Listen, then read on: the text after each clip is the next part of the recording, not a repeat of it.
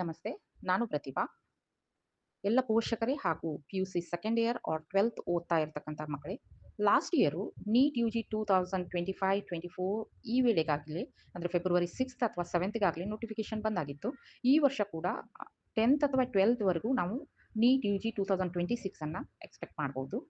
ಅದಕ್ಕೆ authentic website ಆದಂತಹ neet.nta.nic.inಗೆ ನಾವು ಅಪ್ರೋಚ್ ಮಾಡ್ಬೋದು. ಅದೇ ರೀತಿ ರಿಲಯಬಲ್ ಸೋರ್ಸಸ್ ಆದಂತಹ ಇಂಡಿಯನ್ ಎಕ್ಸ್‌ಪ್ರೆಸ್ಸು, ಕರಿಯರ್ 360, ಶಿಕ್ಷಾ.com, Times of India, physics Wallah ಅಂತಹ ರಿಲಯಬಲ್ ಸೋರ್ಸಸ್ ಕೂಡ ನಾವು ನೋಟಿಫಿಕೇಶನ್ ಮತ್ತು ಇನ್ಫಾರ್ಮೇಷನ್ ಬುಲೆಟಿನ್‌ಗೆ ಅಪ್ರೋಚ್ ಮಾಡ್ಬೋದು. ಈಗ ಏನೆಲ್ಲ ಇರುತ್ತೆ ರಿಜಿಸ್ಟ್ರೇಷನಲ್ಲಿ ಅಂತ ಹೇಳಿದರೆ 5 ಸ್ಟೆಪ್ ಇರುತ್ತೆ. ಮೊದಲನೇ ಸ್ಟೆಪ್ ಬಂದ್ಬಿಟ್ಟು ಇನಿಷಿಯಲ್ ರಿಜಿಸ್ಟ್ರೇಷನ್ ಇರುತ್ತೆ. ಇನಿಷಿಯಲ್ ರಿಜಿಸ್ಟ್ರೇಷನ್‌ಗೆ ನಾವು ಏನು ಮಾಡಬೇಕು ಅಂತ ಹೇಳಿದರೆ neet.nta.nic.inಗೆ ಎಂಟರ್ ಆಗ್ಬಿಟ್ಟು ಅಲ್ಲಿ ನಾವು ನಮ್ಮ ನೇಮು ಅಂದರೆ student name, date of birth, mobile number ಮತ್ತು ಇಮೇಲನ್ನು ಹಾಕ್ಬಿಟ್ಟು ನಾವು ಯೂನಿಕ್ ರಿಜಿಸ್ಟ್ರೇಷನ್ ಐಡಿಯನ್ನು ಜನರೇಟ್ ಮಾಡಬೇಕಾಗುತ್ತೆ. ವಿತ್ ಪಾಸ್ವರ್ಡನ್ನು ಕೂಡ ನಾವು ಹಾಕ್ಕೊಂಡು ಇಟ್ಕೋಬೇಕು.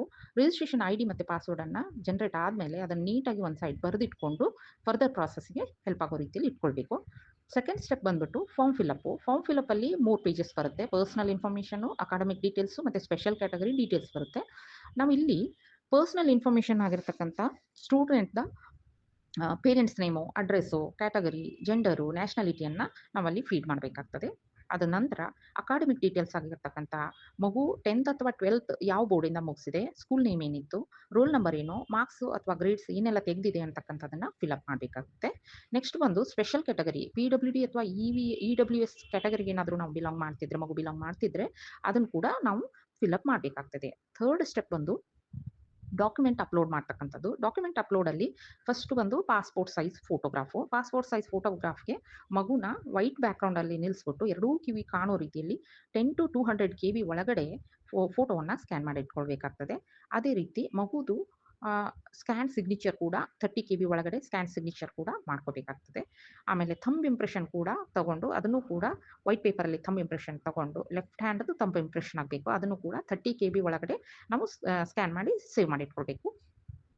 ನಂತರ 10th ಮಾರ್ಕ್ ಶೀಟು ಮತ್ತು ಸರ್ಟಿಫಿಕೇಟನ್ನು ಸ್ಕ್ಯಾನ್ ಮಾಡಿ ಇಟ್ಕೊಳ್ಬೇಕಾಗ್ತದೆ. ಅದು ಡೇಟ್ ಆಫ್ ಬರ್ತ್ ಪ್ರೂಫ್‌ಗಿರುತ್ತೆ. ಅದೇ ರೀತಿ 12th ಮಗು ಅಪಿಯರಿಂಗ್ ಆಗ್ತಿದ್ರೆ ಅಥವಾ ಆಲ್ರೆಡಿ ಮುಗಿಸಿದ್ರೆ ಅದ್ರದ್ದು ಮಾರ್ಕ್ಸ್ ಕಾರ್ಡು ಮತ್ತು ಅಥವಾ ಅಡ್ಮಿಟ್ ಕಾರ್ಡನ್ನು ಕೂಡ ನಾವಿಲ್ಲಿ ಸ್ಕ್ಯಾನ್ ಮಾಡಿ ಇಟ್ಕೋಬೇಕು. ಆಧಾರ್ ಕಾರ್ಡನ್ನು ಮಗುದು ಸ್ಕ್ಯಾನ್ ಮಾಡಿ ಇಟ್ಕೋಬೇಕು. ಅದೇ ರೀತಿ ಕ್ಯಾಟಗರಿ ಸರ್ಟಿಫಿಕೇಟ್ ಆದಂಥ SC, ST, OBS, EWS ಅಂತ ವ್ಯಾಲಿಡ್ ಮತ್ತು ಅಪ್ಡೇಟೆಡ್ ಸರ್ಟಿಫಿಕೇಟನ್ನು ನಾವು ಸ್ಕ್ಯಾನ್ ಮಾಡಿ ಇಟ್ಕೊಳ್ಬೇಕಾಗುತ್ತೆ. ಅದೇ ರೀತಿ PWD ಕ್ಯಾಂಡಿಡೇಟ್ಸ್ ಆಗಿದ್ರೆ UDID ಅಥವಾ ವ್ಯಾಲಿಡ್ ಡಿಸಬಿಲಿಟಿ ಸರ್ಟಿಫಿಕೇಟನ್ನು ಕೂಡ ನಾವು ಸ್ಕ್ಯಾನ್ ಮಾಡಿ ಇಟ್ಕೊಳ್ಬೇಕು. ಈ ಎಲ್ಲ ಸ್ಕ್ಯಾನ್ ಮಾಡಿರ್ತಕ್ಕಂಥ ಡಾಕ್ಯುಮೆಂಟ್ಸು JPG ಫಾರ್ಮ್ಯಾಟಲ್ಲಿ ಅಥವಾ PDF ಫಾರ್ಮ್ಯಾಟಲ್ಲಿ ಇರಬೇಕಾಗುತ್ತೆ. ವೆರಿ ಕ್ಲಿಯರ್ ಕ್ವಾಲಿಟಿ ಇರಬೇಕಾಗುತ್ತೆ. ಬ್ಲರ್ಸ್ ಇರಬಾರ್ದು. ಮತ್ತು ಅವ್ರು ಹೇಳಿರ್ತಕ್ಕಂಥ ನೋಟಿಫಿಕೇಷನಲ್ಲಿ ತಿಳಿಸಿರ್ತಕ್ಕಂತಹ ಸೈಜ್ ಲಿಮಿಟಲ್ಲೇ ನಾವು ಸ್ಕ್ಯಾನ್ ಮಾಡಿ ಇಟ್ಕೊಳ್ಬೇಕು. ಇಲ್ಲದಿದ್ದರೆ ಅಪ್ಲಿಕೇಶನು ರಿಜೆಕ್ಟ್ ಆಗೋ ಚಾನ್ಸಸ್ ಇರ್ತದೆ. ನಂತರ ಇದೆಲ್ಲ ಪ್ರೊಸೆಸ್ ಆದಮೇಲೆ ಫೀ ಪೇಮೆಂಟ್ ರಿಗಾರ್ಡಿಂಗ್ ಇರುತ್ತೆ. ಇಲ್ಲಿ ನಾವು ಜನರಲ್ ಕ್ಯಾಟಗರಿದು ಅಥವಾ OBC ಕ್ಯಾಟಗರಿಗೆ ಮಗು ಬಿಲಾಂಗ್ ಮಾಡ್ತಿದೆ ಅಂತ ಹೇಳಿದರೆ 1700 ವರೆಗೂ ಫೀಸ್ ಪೇಮೆಂಟ್ ಇರುತ್ತೆ.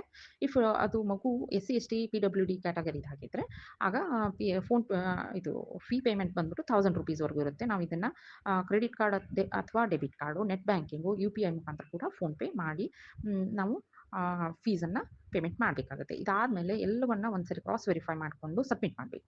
ಸಬ್ಮಿಟ್ ಆದಮೇಲೆ ಸ್ವಲ್ಪ ಏನೋ ಸಣ್ಣ ಪುಟ್ಟ ಕರೆಕ್ಷನ್ಸ್ ಇದ್ದರೆ ಮೇಜರ್ ಕರೆಕ್ಷನ್‌ಗೆ ಚಾನ್ಸಸ್ ಇರಲ್ಲ. ಸಣ್ಣ ಪುಟ್ಟ ಕರೆಕ್ಷನ್ಸ್ ಇದ್ದರೆ ಸಚ್ ಆಸ್ ಸ್ಪೆಲ್ಲಿಂಗ್ ಮಿಸ್ಟೇಕ್ಸ್ ಏನೋ ಇತ್ತು, ಆಮೇಲೆ ಫೋಟೋಗ್ರಾಫ್ಸು ಸರಿ ಬ್ಲರ್ ಆಗಿ ಅಪ್ಲೋಡ್ ಆಗಿತ್ತು ಅಂತ ಹೇಳಿದರೆ ಅಂತಹ ಸಣ್ಣ ಪುಟ್ಟ ಕರೆಕ್ಷನನ್ನು ಮಾಡ್ಕೊಳ್ಳೋಕ್ಕೆ ಕರೆಕ್ಷನ್ ವಿಂಡೋವನ್ನು ಕೂಡ ಓಪನ್ ಮಾಡುತ್ತೆ ಸೈಟು. ನಾವಾಗ ಕರೆಕ್ಷನ್ ಕೂಡ ಮಾಡ್ಕೊಳ್ಬೇಕಾಗ್ತದೆ. ಅದಾದಮೇಲೆ ಕಂಪ್ಲೀಟ್ ಅಪ್ಲಿಕೇಶನ್ನ ಡೌನ್ಲೋಡ್ ಮಾಡಿಕೊಂಡು ಯೂಸರ್ ID, ಪಾಸ್ವರ್ಡ್, ಕ್ರೆಡೆನ್ಷಿಯಲ್ಸನ್ನು ಸೇವ್ ಮಾಡಿ ಇಟ್ಕೊಂಡು ಫರ್ದರ್ ಪ್ರೊಸೆಸ್ ಆದಂಥ ಕೌನ್ಸಿಲಿಂಗಿಗೆ ನಾವು ಸೇವ್ ಮಾಡಿ ಇಟ್ಕೊಳ್ಬೇಕಾಗ್ತದೆ. ಇದಾದಮೇಲೆ ಎಲ್ಲ ಮಕ್ಕಳು ನೀಟಾಗಿ ಎಕ್ಸಾಮನ್ನು ಕೊಟ್ಬಿಟ್ಟು ಕೌನ್ಸಿಲಿಂಗ್ ಪ್ರಾಸೆಸ್ಸಲ್ಲಿ ಭಾಗವಹಿಸಬೇಕಾಗ್ತದೆ. So thank you very much and all the best to all the students. Thank you.